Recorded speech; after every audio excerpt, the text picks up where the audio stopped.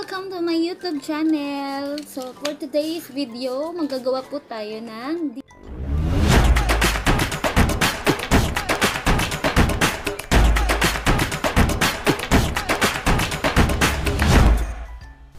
DIY lip tint. Ayan guys. So ngayon lang po ulit ako nakapag-video. Ngayon ko lang din po ito gagawin. Meron po kayo ng idea sa akin. Char lang. So ayan, nandito na po yung ating mga materials na aking gagamitin. Tulad ng food color. Ito guys, yung food color po is kung meron na po kayo sa bahay nyo, pwede na po siyang gamitin para hindi na po kayo bumili. Kasi gagawing lip tint. So ayan. Ito guys. Kung meron na po kayo nito sa bahay, ayan, pwede na po ninyo siyang gamitin. And meron pa po akong isa pang kulay kasi gusto ko po, dalawa pong kulay ang gusto kong gawin. So red din siya, pero parang hindi siya masyadong ma-red eh. Red pink po, ayan oh. Kita niyo po ba? Ayan. And syempre, lalagyan. Ito po yung lalagyan yung wala ng laman ng petroleum jelly. Wala po kasi akong mga lagayan na empty na or mga ball-ball. Wala kasi akong ganyan beach dahil. Taghirap. Ayan. Ito, ang petroleum jelly lagayan niya. So, ayan guys. And, of course, aloe vera gel. Ayan. Made in Thailand din po siya. Ayan po. Ginagamit ko din po ito sa aking mukha. Sa all body ko siya ginagamit. Yes. Maganda po siya guys. Kaya try nyo na. Guys, ang aloe vera, ginagamit ko po yan sa aking buong katawan.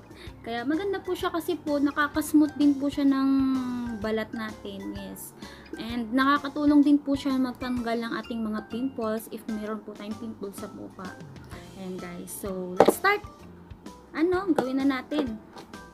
Gusto ko madaming gawin para maraming makagamit na. And ito na, food color. Ayan guys.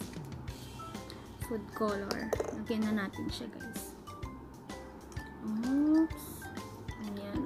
Ganda ng kulay. Ayan. Oops. Wait, huwag kang magkakalat. And yung isa pa po, yung para siyang red pink. Yan. Pero color red siya. Pero yung lalagyan niya sa loob, parang red pink. Ang ganda-ganda niya. Promise. Wow! So, lagyan natin ulit. Ayan guys. Parang gusto pa yan. And ngayon, ang petroleum jelly. Oh my G. Ayan guys. So ngayon, kuha tayo. Ayan guys. Ayan. Ayan. Mukha siyang maganda. Ay! And ngayon, need natin siyang lagyan ko naman siya ng aloe vera. Okay, lang namin ako nagvi-video ngayon. Ngayon ko lang kasi ito gagawin guys. Try lang natin. Ano ang magiging result nito. Ayan, nakapaglagay na ako. And after this, hahaluin na natin siya guys. Ayan siya. Ayan. Ay, I like it. Oh. Malulobat pa yata ako. Wow.